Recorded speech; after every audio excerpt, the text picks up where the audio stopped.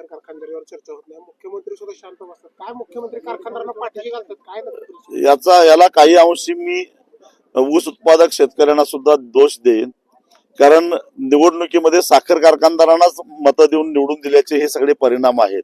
तेव्हा साखर कारखानदार म्हणजे ऊसाचा पैसा बुडवणारेच जर का आमदार असतील तर विधानसभेत सर्वपक्षीय, तर मग विधानसभेत ऊस दरावर चर्चा होईलच कशी? मुख्यमंत्री 15 रुपये सुद्धा एकीकडे कारखानदारांना मुख्यमंत्र्यांनी तर सरळ सरळ ब्लॅकमेलरची भूमिका बजावलेली आहे की 15 रुपये मुख्यमंत्री निधीसाठी द्या, नाहीतर तुमची काटामारी बाहेर काढेन. म्हणजे काटा मारतात हे मुख्यमंत्र्यांना माहिती आहे. माहित असताना जर याच्यावर कारवाई होत नाही, याचा अर्थ काय? मग 15 रुपये दिलं की काटामारीवर मुख्यमंत्री भाष्य करणार नाहीत का?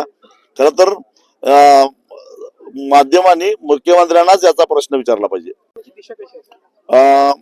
माझ्या माहितीनुसार 16 साखर कारखान्यांनी पहिली उचल 3000 पेक्षा जास्त जाहीर केलेली आहे.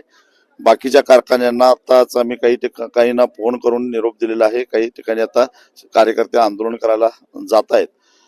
हे आंदोलन संपूर्ण सगळ्या साखर कारखान्यांनी मान्यता देऊपर्यंत थांबणार नाही. गावाने जातील, कार्यकर्ते कारखाने बंद पाडतील, पण आम्ही गप्प बसणार नाही. रिकव्हरीचं कारण सांगून प्रत्येक वर्षी सोलापूर जिल्ह्यातले साखर कारखानदार अडवणूक करतात. याचं कारण रिकव्हरीमध्ये चोरी होते मोठ्या प्रमाणामध्ये. रिकव्हरी याचा अर्थ साखर कारखान्यांनी तयार झालेली साखर रेकॉर्डला न आणता त्यातली काही साखर ही लपवून ठेवली जाते आणि त्यातून ही जी काही चोरलेली साखर आहे ती काळ्या बाजारामध्ये विकली जाते आणि विकून त्यातून काळा पैसा तयार होतो. सोलापूर जिल्ह्यामध्ये टक्केवारी रिकव्हरीची कमी होणं याचं कारण हेच आहे.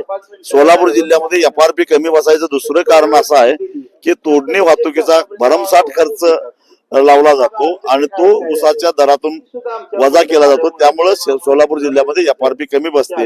या संदर्भामध्ये एक याचिका मी स्वतः कोल्हापूरच्या सर्किट बेंचमध्ये दाखल करणार आहे.